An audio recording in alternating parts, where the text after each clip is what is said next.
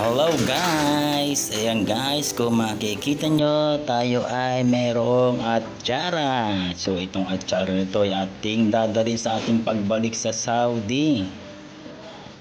At ito na nga guys, ito yung time na pinapagargar ko sa dalawang anak ko ang papaya na natumba sa aming likuran.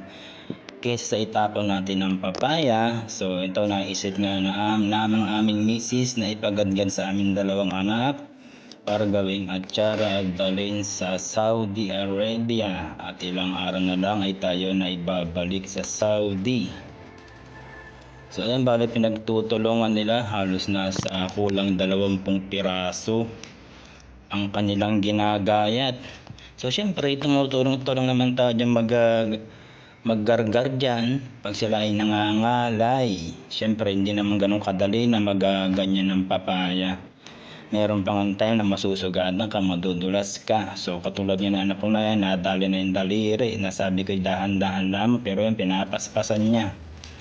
At dahil na rin maliit ang aming gargaran, awan mo kung anong tawag sa inyo guys. Dito sa amin kasi ang tawag sa amin ay gargaran ng papaya para mahiwa-hiwa mong maliliit.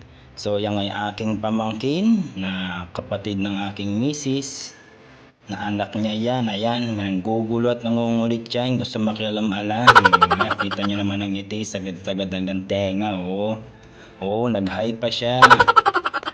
Ganyan siya kabibo guys, lagi nang gugulo, walang tigil kahay.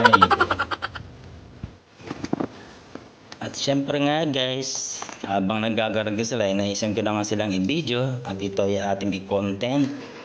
So ayan, dyan na nga yung batuta na yun, hindi ko na nga siya tinanggalan ng kanin, kaya nga binabantayan ko din siya at baka bigla hawakan ng papaya. Syempre alam niyo naman, ang papaya ay makati. Tayo ng matatanda, kinakati, ano pa kaya yung bata na yun pag hinawakan niya yung papaya na merong dagta. So bali yung papaya andyan sa bandang baba na yan, nasa may timbang itim. So bali yan yung panganay ko, at ito yung pangalawa na makatatangkad pa sa akin. Yung unang bakasyon ko ay hanggang kili-kili ko lang yung mga yan guys. So pagbalik ko ngayon after 10 years ng aking pagkaka-abroad at tayo bakasyon lamang, ay Diyos ko miyo, ako na yung hanggang bukan nila, hanggang balikat. At tayo lang naman hindi makatangkar at tayo 5'6" lamang. So yung aking mga anak na yun, nag-ahit na ng mga 5'9", 5'10". So ganun sila kalalaki at may pagmamanaan naman din talagang malalaki yan.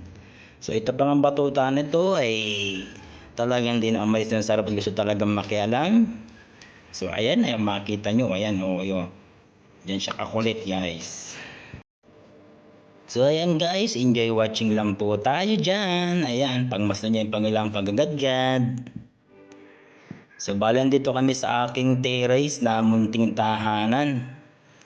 And then ayan na nga yung ang bulilit na nanonood ng Cocomelon sa laptop. Palibasa yung nagsawa ng manood, ayan lumalabas-labas nga siya. Ayan guys, ang aking munting tahanan. Pagpasensya nyo na wala pang ganong dekorasyon, kawan hindi pa naman top shot, wala pa rin naman pintura. Ayan, mas malaki yung bunso ko, nakakulay blue.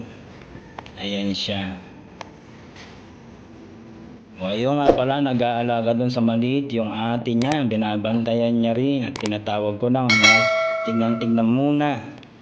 At hindi ko rin masyadong mako ng bata, tapos nga ay nagbibideo sa akin mga anak. So bali ko konti na lang naman ang kanilang igagargar guys. Tingnan niyo, ilang piraso na lang naman, pero matagal-tagal ka rin naman yan.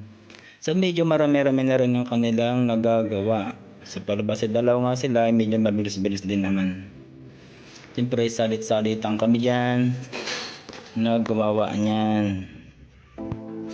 At ayan na nga guys, nauwaw at uminom na siya ng soft drinks. So kailangan natin yan sa mga gumagawa para sumipag lalo. So almost na mag-isang oras na nga naman sila dyan naggagargar ng papaya na yan. Kung makikita nyo ay marami, halos mapupuno na yung kasirola.